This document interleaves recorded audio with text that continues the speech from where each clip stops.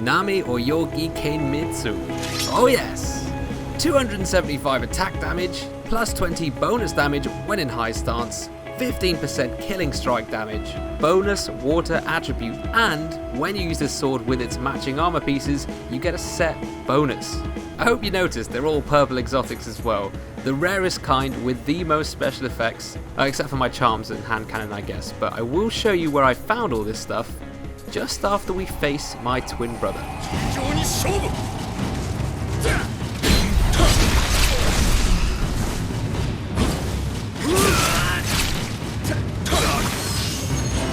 This is Tachibana Munishige, the second boss in this final trial for Nioh before the game's full release. He is the fabled warrior of the West, whose armor we have on, head of the Tachibana clan, and interestingly it seems like he will be our ally later on.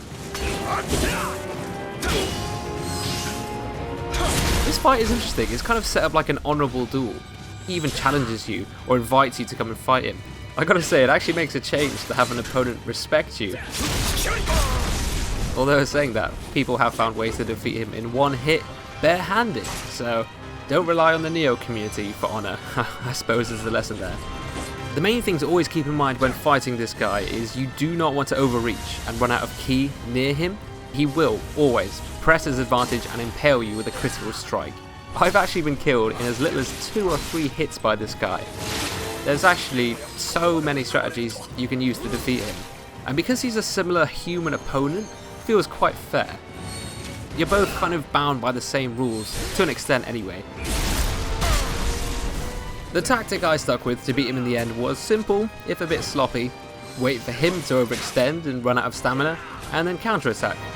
And the clone eventually becomes the master.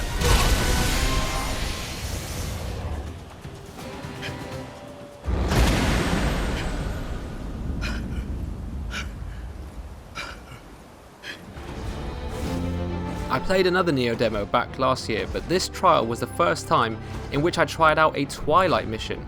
It's essentially the same level, but with different enemies and placements.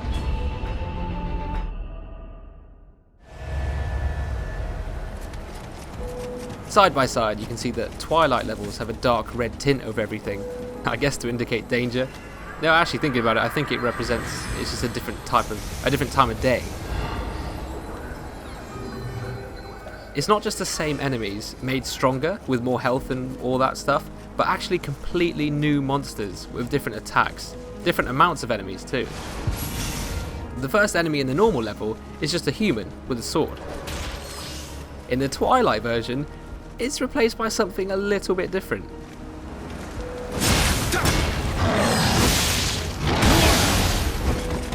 You'll probably have seen that my character was a lot stronger in the Twilight version. That's mainly due to the fact that you are rewarded much more heavily with better drops and more Amrita in the Twilight version.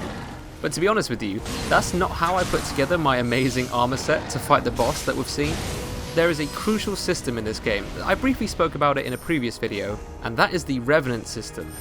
This is so important, you need to know this. These bloody graves are the places where other real online players have died. It gives you loads of information about them and also the ability to summon their characters to fight. If you kill them, you have a chance at getting some of their weapons and armor. Look through all the graves that you go past and see which ones have higher tier armor pieces, preferably purple. The higher level they are, usually the better as well, although obviously don't go and summon a level 40 when you're level 8 or something like that. That's just suicide. But either way, that's how I found this insane level 28 with clearly amazing gear. Z-Man 94.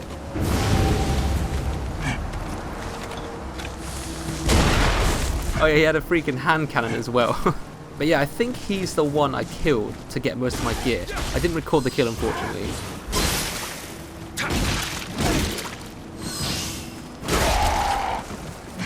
What this also means is that once you're higher level with good gear, a nice thing you can do is kill yourself. It sounds funny, I know. Think about it, that way your grave will show up in other players' worlds for them to fight, and then they'll have a chance at getting your armor. Bloody grave revenants aren't all good though. Oh no, in Twilight missions, they step up. Sometimes revenants will be summoned in to fight you as you walk past the bloody grave at random, without you inviting them or summoning them or, whatever. This obviously adds an extra challenge, as you want to try and avoid the graves as you progress through certain areas so that you don't get ganged up on. But this might not always be possible. I'll show you what I mean.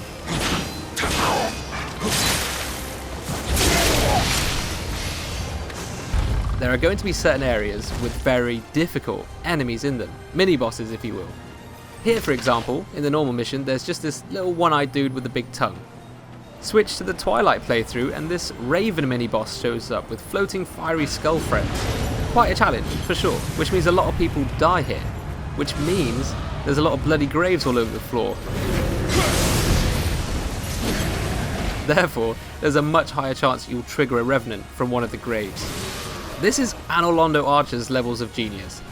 All the tough areas which bottleneck players and cause a lot of deaths are going to be made even harder because all the revenants from those deaths are going to attack any newcomers. Now I don't want to give off the wrong impression, it didn't feel unfairly difficult or anything like that. Revenants didn't get summoned against my will super often, I'd say. I only had like 3 or 4 maybe during my playthrough, but when they did show up it did provide an extra exciting challenge, which I think is what Twilight levels are meant to be anyway.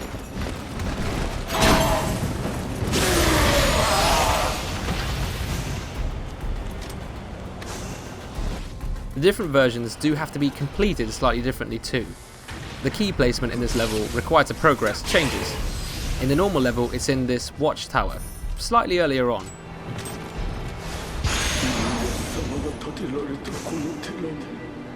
In the Twilight version, the temple key is situated a little further on behind this big guy, so arguably a bit harder to get to.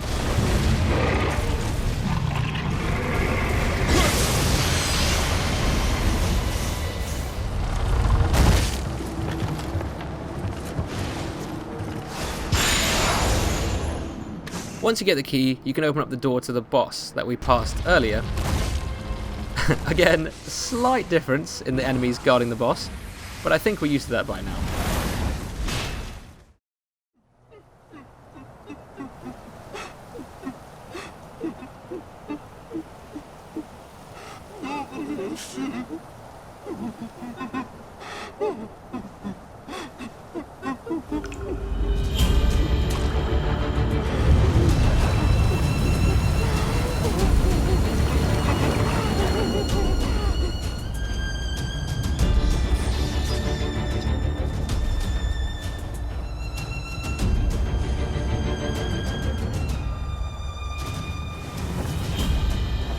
The Ogress is the first main boss in this demo, a twisted, freaky yokai who needs a pedicure. Apparently it was born from the grief of a noblewoman.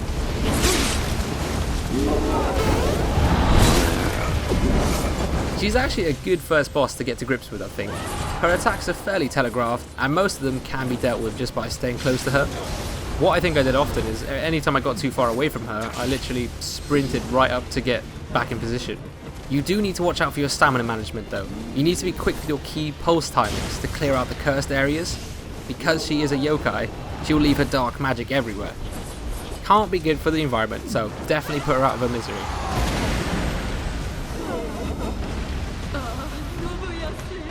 That was a fun fight, especially in my normal first playthrough. Later on in my Twilight run, it didn't go as smoothly, let's put it that way.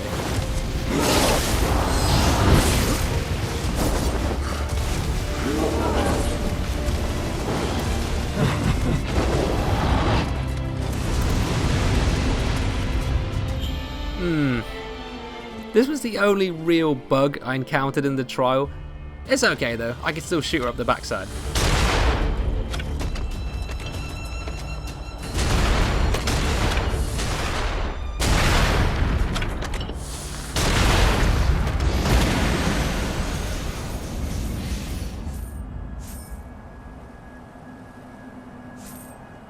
I think I should have just quit and reset the boss in retrospect because most of my rewards fell where I couldn't pick them up. But luckily it didn't stop me progressing or anything like that, so it wasn't game breaking, I suppose. Looking on the bright side, it was more funny than anything. I think what I want to do for the next video is actually look back at a previous demo that took place in August 2016. That one was actually bigger, there were more areas and bosses, quite a few awesome things were showcased that weren't present in this trial, so that'll all be fun to look through. Otherwise, Nioh releases very soon in early February, by the way. Please like this video and let me know how you got on with the demo if you tried it, and I will see you all soon.